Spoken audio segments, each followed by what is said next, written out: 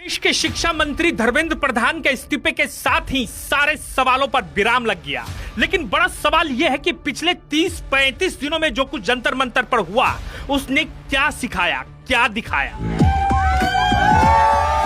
भारत ने पहली बार अपने जेएनजी का चेहरा देखा। जेएनजी के चेहरे को देखकर हर भारतीय गर्व से सीना फुलाए घूम रहे।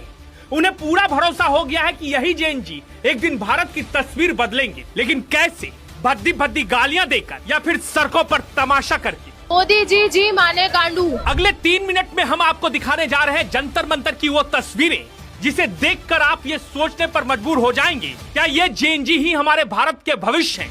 क्या इन्हीं के सहारे हम चाइना अमेरिका को टक्कर देने की बात कर रहे हैं? क्या इन्हीं के सहारे हम अपने देश को सबसे आगे ले जाने की बात सोच रहे हैं? पिछले 1 महीना से ज्यादा समय से दिल्ली के जंतर मंतर पर अभिजीत दीपके और उनकी पार्टी युवाओं के मुद्दों को लेकर आंदोलन करने की बात कहते आ रहे हैं। दरअसल ये युवा के मुद्दे क्या हैं? आइए आपको दिखाते हैं पिछले 6-7 दिनों में उसी जंतर मंतर से किस किस तरह के वीडियो सामने आए। मैं तो बस लड़की ताड़ने आई हूँ।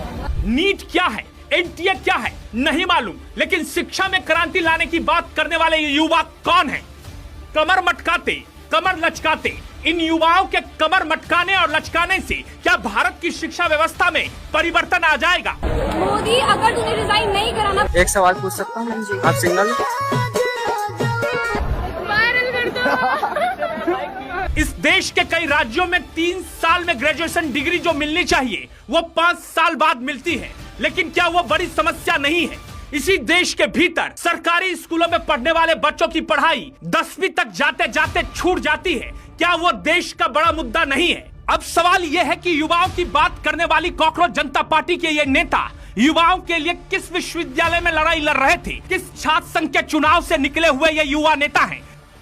नीट एक परीक्षा है जिसको पास करके एमबीबीएस के कोर्स में दाखिला मिलता है। अब सवाल यह है कि नीट तक पहुंचने के लिए जो मेहनत गरीब के बच्चों को करनी पड़ती है, क्या वो मुद्दा नहीं है? क्या उस शिक्षा प्रणाली में बदलाव नहीं होनी चाहिए? इस पर सवाल जंतर मंतर पर कोई क्यों नहीं पूछ रहा है? प्रधानमंत्री को भद्दी भद्दी गालियां देने वाले ये युवा आखिर कौन है? इनको किसने हक दिया है कि देश में चुने हुए प्रधानमंत्री को इस तरह से भद्दी भद्दी गालियां दे? और अगर ये गालियां दे रहे हैं तो क्या इन्हें पता है कि इस देश के भीतर लाखों नहीं करोड़ों युवा ग्रामीण इलाकों में भी रहते हैं? तो इस जंतर मंतर पर अभिजीत दीपके कभी उस मंच से खड़े होकर या उनकी टीम के मेंबर कभी इस मंच पर खड़े होकर ये कहते नजर आए हैं कि ये लड़ाई देश के उन छात्रों, उन युवाओं की है जिनकी पढ़ाई बीच में छूट जाती है, जो पढ़ नहीं पाते हैं, हम उनके लिए ये लड़ाई लड़ रहे हैं।